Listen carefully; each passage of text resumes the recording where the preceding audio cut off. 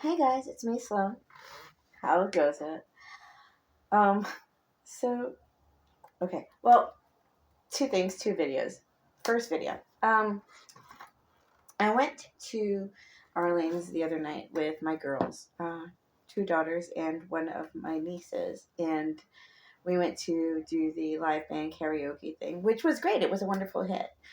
Um, before we left, we were sitting down and we were getting ready. So, my niece walked in. And here's what happened. My daughter showed up after work, and she saw me and my other daughter getting ready, and we were in corset. Well, I was in a corset, and the other one, she was dressed up all gothic punk like. But here's the thing: I extravagantly overdressed for literally everything all the time, always. So you can't gauge by how I dress what you should be wearing, because I extravagantly overdress for literally everything all of the time. Now, my daughter, the zombie, the one that was overdressed and gothic and pretty, she's going on stage that night. So, she's getting stage ready. So, you can't go by what she's wearing either, because she's clearly overdressed for the situation. We were going to a dive bar. It's a t-shirt and jeans kind of place. So when my daughter showed up in a t-shirt and jeans, she felt underdressed. And I'm sitting there like, no, you're actually properly and appropriately dressed for the occasion. So my niece shows up and she's in these cool, corduroy pants and slacks and this cute tank top, and her hair is up, and she's, business casual. It's really cute, and we're ready to go. And she's like, no, but you're in a corset and an ankle length, dress with a thigh slit and thigh high boots. And I'm like, yes, but I haven't gone out in 6 months and I haven't gotten dressed up to go anywhere. It's okay. It's fine. It's not broken. So I was like, I haven't gone out anywhere. I need to go out and do my thing, and I need to get dressed and look pretty. I haven't looked pretty in a while. Well, I haven't gotten dressed up to go out and look pretty in a while. So, I needed to get it out of my system. So, I'm ridiculously overdressed. Don't go by what I'm wearing. I'm just being ridiculous. Let's go. Let's do this. No, but I don't look pretty. I need to go out and look pretty. So she borrows my heels, and she borrows my skirt, and she borrows my daughter's corset, and she borrows a blouse from me. And we do her hair and her makeup, and now we're an hour late. Karaoke's only 3 hours. So we're an hour late. And we go out and we get there and we do the thing. While we're getting ready, another crazy moment, while we're getting ready, remember that guy that I met? The one that I recently made a video about? Yeah. So we're talking about how my daughter, the one that showed up in the t-shirt and jeans, she's like, so I met this guy who was really exuberant about blah, blah, blah. And the way that he was picking me up was just really ridiculous. And so my niece goes, oh my God, I met someone similar. And she starts explaining, and the phrases that they used were very, very similar, because he used them on me. And I giggled. He had just sent me a photo. So I was like, tell me it's not him. And here you go. And they were like, oh my God, it is. It's totally the same dude. He has hit on me, two of my daughters, and my niece in the span of 2 weeks. Now, here's the thing, folks. I understand that I have a sexy family, okay? I get it. Because when I was married to ex-husband number 2, he fucked his way through it. Allow me to explain. I was adopted. Okay, so I have 340 uncles who went and had a lot of sex and a lot of children. And all of them they're gorgeous. Well, not gorgeous, not all of us. But, we're a good-looking fucking family, And, there's a lot of us. And a lot of us are female.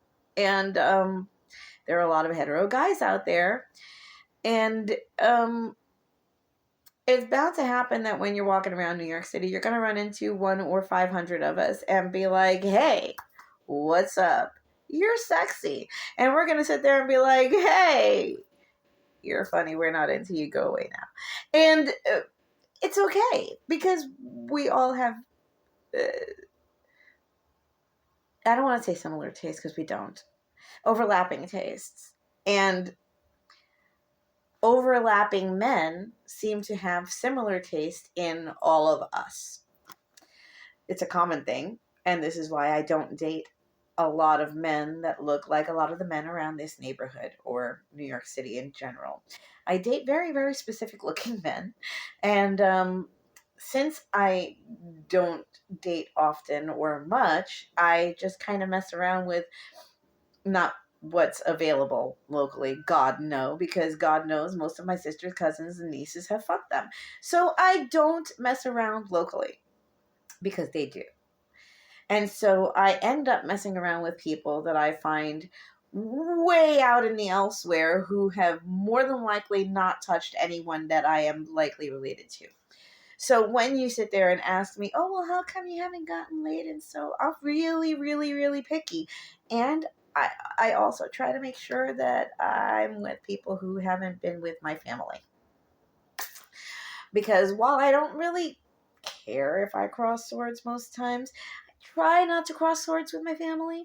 If it happens in the eventuality, like with my sisters and my ex-husband, I don't care. But, okay, I've had a couple of boyfriends where I've gotten tired of them and I brought them over to the clubhouse and I kind of like pawned them off on my sisters because, like, hey, I'm done with him. You can have him. I don't care if after the fact you have him. But, like, while I'm still playing with him, it's kind of like he's my toy and you can have him later. I don't want to share while I have him. And this is not saying that I'm not polyamorous. I am polyamorous and I do share my lovers with other people. I just prefer that those other people not be in my gene pool or show up for Christmas or Easter or any of the other holidays that they show up to and attempt to invite me to, although I'm not Christian. Yay. So there is all of that. So karaoke went off well, and as we're at the club, there's this older man, and he's like, "Oh my God, you're too gorgeous to be 48." Yeah, because I said something to the bartender. I was like, "Oh yeah, I'm 48 proud," and she was like, "Really?" I was like, yeah, I'm a mother of at least two of these lovely ladies over here." And the guy behind us turns around and says, "You're too gorgeous to be a mother of two of these young ladies over here." And I was like, "Oh, ew." I turned around and I continued the conversation with my daughters. And I realized after the fact, when we walked outside for for a smoke break, I say cigarette because I'm so used to being a smoker. I was smoking a joint outside. When we went outside for a joint, I realized, oh, that was really rude of me, but I no longer care. So yeah, there's that. So that's what happened on karaoke night, and it was hilarious. It was a great deal of fun, and my daughter and my niece both sang songs that had already been previously sung in the night, but they're both such strong singers, and they were like, "No, that's my song, and I don't care if they sang it. I'm singing my song because I do it better." And so they did, and they closed out the night. So, yay on us! We were triumphant, and we owned the night. So that was karaoke night for Solstice Eve. Yeah, and I'll be back in just a minute and we'll talk soon.